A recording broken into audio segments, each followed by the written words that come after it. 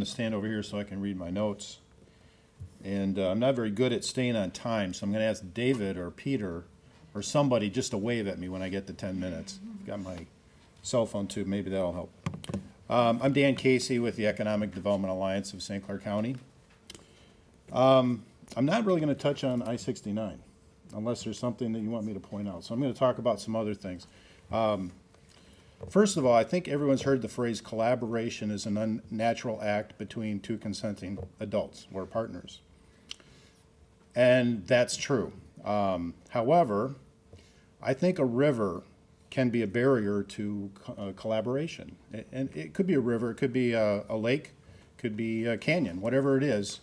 It can be a barrier to collaboration between countries, regions, or even cities. And I was happy to hear about how they work collaboratively in Sault Ste. Marie. But I can tell you that when I came to the EDA as its CEO about a year ago, that our organization had virtually no contact with our partners in Sarnia or London. And, you know, as a kind of a veteran economic developer, the first thing you do when you come into a new territory is you evaluate the landscape. You try to understand that region's place in the economy. What kind of infrastructure or other assets do you have? How does that relate to market conditions?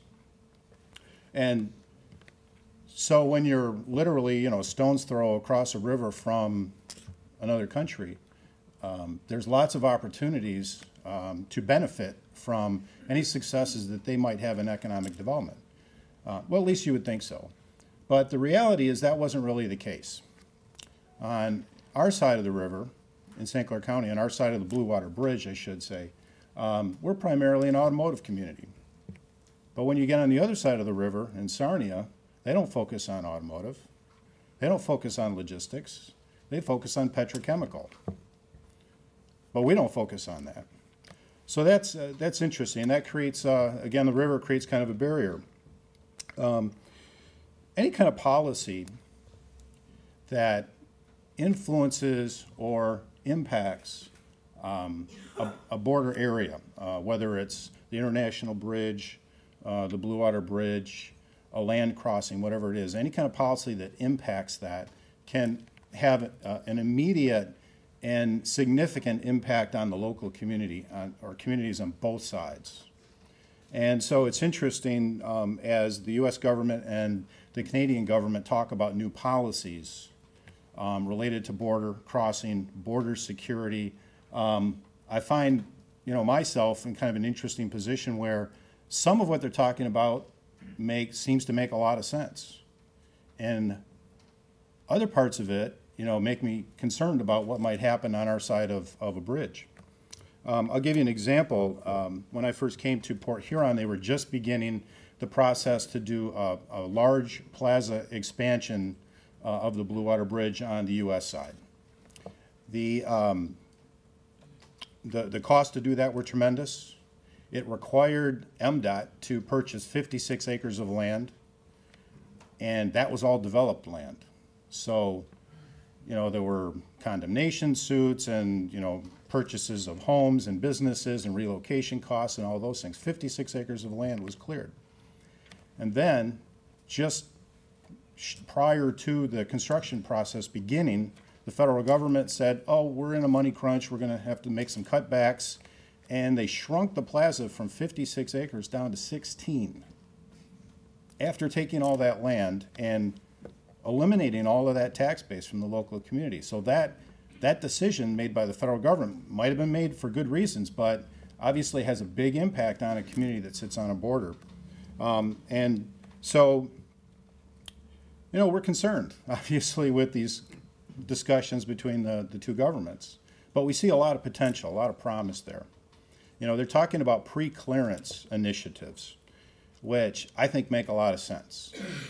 What they mean by that is people have heard about Nexus and fast cards, and you know what that is. So at the border crossing, if you have a Nexus card, you know, there's one lane at the Blue Water Bridge, and you can get through there really fast compared to the other lanes, right? So pre-clearance, those kind of initiatives would involve putting in more nexus lanes, more fast lanes, getting trucks through quicker, getting more cars through quicker. Well, if you do that, you don't need a larger bridge plaza. You can make do with what you have because you're getting cars and trucks through quicker. So that sounds positive. But what else does pre-clearance mean? Well, I think the overall philosophy behind it is to take security away from the border crossing points and to push it out to the coasts, to the ports, or to the points of origination. So for those of us in logistics, you know, you're talking about locations that would be established in both countries where trucks would go. They would get their initial clearance, and when they get to the border, it's a relatively quick jaunt across, no inspection required unless there's a red flag. So that's, I think, one example of pre-clearance that could be a positive for both of our countries and getting goods and services and so forth across the border quickly. So more nexus lanes, more fast lanes, putting the inspections out at the coast. The U.S. is already doing that with some of the ports in Canada where they have customs agents at the ports working with the Canadian customs agents doing their inspections one time. The goods are sealed, inspected, and off they go. So why would you have to re-inspect them at a border crossing? You wouldn't, unless circumstances have changed. Another area, too, about the policy that looks intriguing to me is standardizing training for customs agents on both sides and standardizing the technology that's used. Today, we don't use the same technology necessarily on both sides. RFID is very prevalent on the U.S. side. It's not prevalent on the Canadian side. Has great potential to help move goods across the border quickly. So those are areas that I think the potential legislation that's going to come forward is going to address, and I think those will be positive. Okay, enough about that. We're here to talk a little bit about local initiatives, living on the edge. What are some of the things that we're doing to collaborate and to promote that? And honestly, in our area, there's a lot of things that are underway that are collaborative in nature. When I started at the EDA, one of the first things I did is went across the river, met my counterparts over there. We had more and more conversations. When this I-69 project came about, for example, in our 4 counties and all of these communities started getting together, we needed letters of support.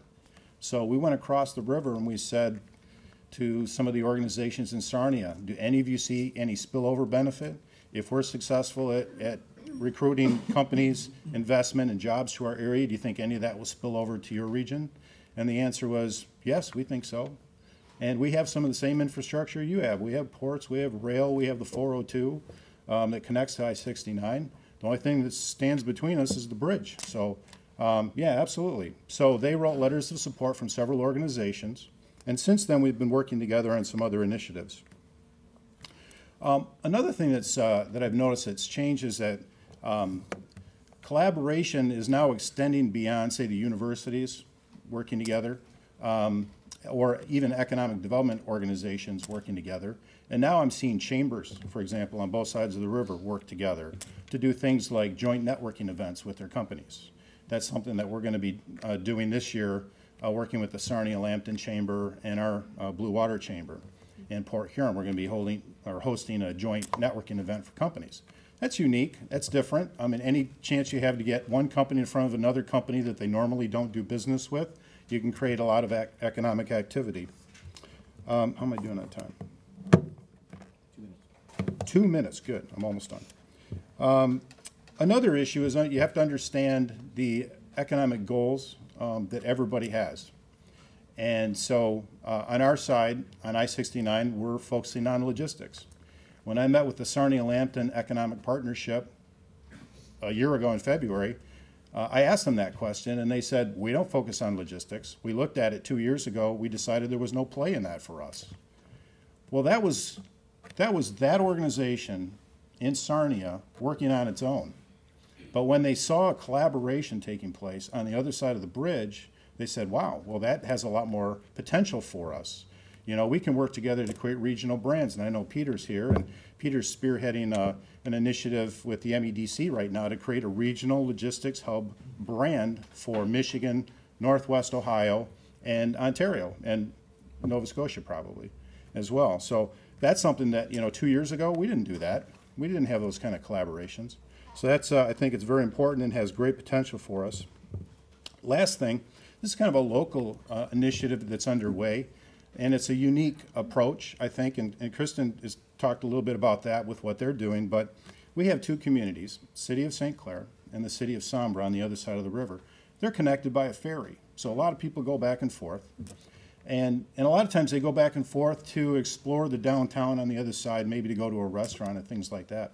So the state put out, you know, some export funds to help companies export, and we said, could we go after any of those funds and use that to market our restaurants and our assets on our side of the river in Canada?